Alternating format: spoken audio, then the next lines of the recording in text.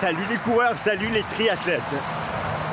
Encore une vidéo inspirée d'une question que m'a posée un athlète avec lequel j'étais en train de discuter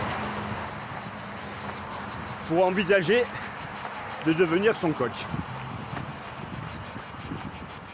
Il m'a écrit: Michel, je sais que tu es un bon athlète, mais je ne sais pas si tu es un bon coach. Effectivement, il ne peut pas le savoir. Mais instantanément, à partir du moment où il m'a dit ça, moi j'ai pris la décision de ne pas m'occuper de lui. Je pense qu'il ne va pas comprendre, mais je vais vous expliquer pourquoi. On va revenir en arrière et essayer de déterminer ensemble ce que c'est un bon coach. Déjà, la question être un bon coach ne veut pas dire grand-chose. Il faut juste vous poser la question: est-ce que ce coach est bon pour moi? Qu'est-ce que je recherche? Est-ce que ce coach a les compétences dont j'ai besoin?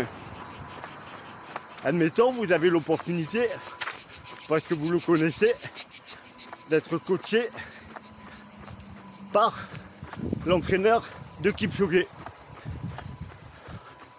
Vous courez le marathon en 4 heures, vous manquez de motivation pour vous lever le matin, vous avez des kilos en trop. Est-ce que vous penserez réellement que c'est la bonne personne? C'est sans doute l'un des plus compétents du monde au niveau de la course à pied. Mais vous, c'est pas votre problème. Vous, ce dont vous avez besoin, c'est quelqu'un qui vous donne envie d'aller courir. C'est quelqu'un qui va vous motiver, qui va faire de vous un sportif. Je pense que l'entraîneur de Kipchoge ne vous servira absolument à rien. Par contre, peut-être que votre voisin de palier, qui a des micro-compétences en course à pied, va être celui qui va tout déclencher. Parce qu'il va venir taper à votre porte en vous disant: allez, viens, on va courir. C'est déjà du coaching. Donc c'est ça qu'il faut voir. Quand vous choisissez votre coach, prenez un coach qui correspond à vos attentes. Moi, je coache pas mal d'athlètes déjà. J'ai des athlètes de tout niveau.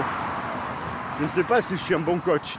Ce que je sais, c'est que j'arrive à tirer le meilleur de mes athlètes, qu'ils soient débutants ou confirmés. Les programmes d'entraînement, c'est très facile à faire quand on a l'habitude. Il y a des cycles à respecter, des séances à respecter. De temps en temps, on se forme à de nouvelles méthodes parce qu'il y a des nouvelles recherches qui ont été effectuées. Mais tout ça, c'est du détail. Parce que ça, tout le monde peut le faire. Il suffit de bosser. Vous prenez un bouquin de Véronique Villa, la chercheuse en course à pied, vous le lisez en détail, vous essayez de comprendre comment ça se passe, et derrière, vous êtes capable de faire des plans d'entraînement. Par contre, ce que vous n'êtes pas forcément capable de faire, c'est d'aller détecter chez les gens ce qui les fait avancer. Qu'est-ce qui les motive? Quel type d'athlète vous avez en face de vous? Parce que vous avez, et cela quel que soit le niveau, affaire à des coureurs ou des triathlètes complètement différents. Il y a des gens, vous devez les freiner toute la journée parce qu'ils veulent trop en faire. En tant qu'athlète, je fais partie de ces gens-là. Vous en avez d'autres qui vont se trouver 1000 excuses pour ne pas avoir fait la séance. Ils ont envie, ils sont motivés, et puis il se passe toujours quelque chose. Le boulot, les enfants.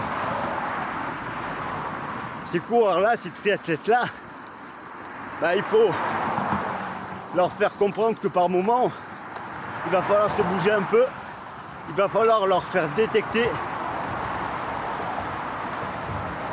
qu'il faut changer leur façon de faire. Et être un bon coach, c'est convaincre quelqu'un qui est incapable de courir 2 fois par semaine parce qu'il avait toujours une bonne excuse de ne plus louper ses séances, par exemple, et de l'accompagner dans sa progression. Après, on n'est pas toujours le même athlète. On peut commencer comme cela et finir avec un athlète qui, au contraire, va s'entraîner trop, parce qu'au fil des années, au fil de sa progression, il a complètement changé. Le bon coach pour vous, il va tirer le meilleur de vous. Il va faire que vous allez vous surpasser. Et pour vous, et presque pour lui faire plaisir. Parce que vous savez qu'il vous suit, parce que vous savez qu'il est autant motivé que vous par votre résultat. Moi, je le vois bien, puisque j'ai la double casquette. En tant qu'athlète, je suis hyper motivé.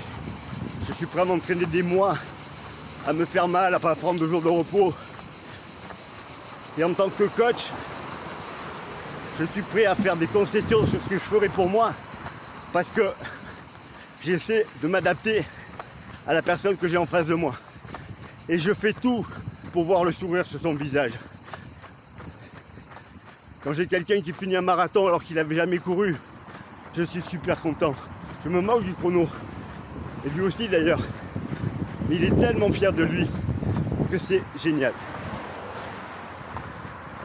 Même chose, quand vous avez des gens qui butent sur des barrières en course à pied par exemple, et que vous arrivez à leur faire passer le cap, mais c'est génial. Et vous vous rendez compte souvent que les gens, ils ont un potentiel complètement inexploité.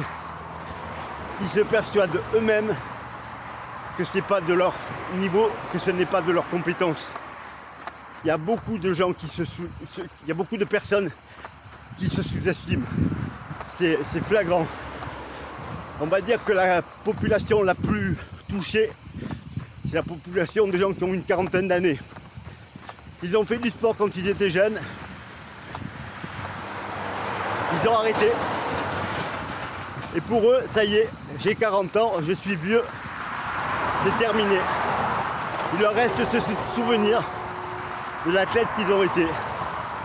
Et s'ils se remettent à courir parce que il faut rester en forme, parce qu'ils ont envie, leurs objectifs sont ridicules, parce que dans leur tête, ils ne sont plus capables. J'ai plein d'exemples.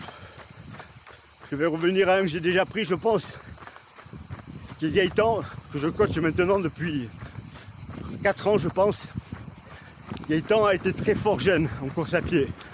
Recordman d'une région sur 500 mètres en cadet. C'est quelqu'un qui avait des qualités physiques extraordinaires. Et un jour, il me contacte pour du coaching. Il s'avère qu'en plus on est très proches géographiquement. Donc je lui propose de se rencontrer et de faire un petit test ensemble. On peut faire un petit test que je fais passer à mes athlètes, qui est un test sur 20 minutes. Déjà, je trouve qu'il suit pas mal. Mais voilà. Et quand on arrive à la fin du test, je lui dis bon ben vas-y, lâche tout maintenant. On va voir ce qu'on peut faire. Accélère un peu. Et là il me met une accel sur 500 mètres où j'arrive pas à le suivre. Et là je me dis mais c'est quoi cette histoire là? Donc je commence à discuter avec lui parce qu'il, bien entendu, il ne m'avait rien dit de tout cela, pensant que c'était pas intéressant. Et là on se retrouve à préparer très vite un marathon avec un objectif qui était, il me semble, 3h20,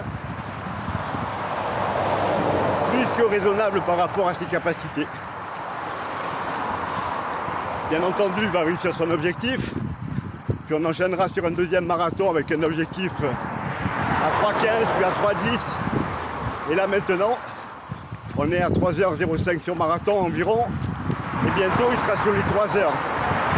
Mais quand on a commencé ensemble, lui son objectif c'était quasiment de courir le marathon en 4 heures, parce qu'il ne croyait pas en lui. J'ai réussi à faire qu'il se soit remis en croire à ses capacités. Et c'est ça être mon coach, c'est juste ça. Les programmes d'entraînement que je lui ai donnés sont importants, mais c'est pas le plus important. Le plus important c'est le reste. Vous prenez un coach, vous devez croire en lui comme lui doit croire en vous. Pour terminer cette vidéo et pour revenir à l'athlète dont je vous parlais en début de vidéo, qui m'a demandé si j'étais un bon coach, et à qui j'ai très rapidement dit, écoute, je pense que ça sert à rien qu'on essaie de faire quelque chose ensemble, je ne suis pas le bon coach pour toi.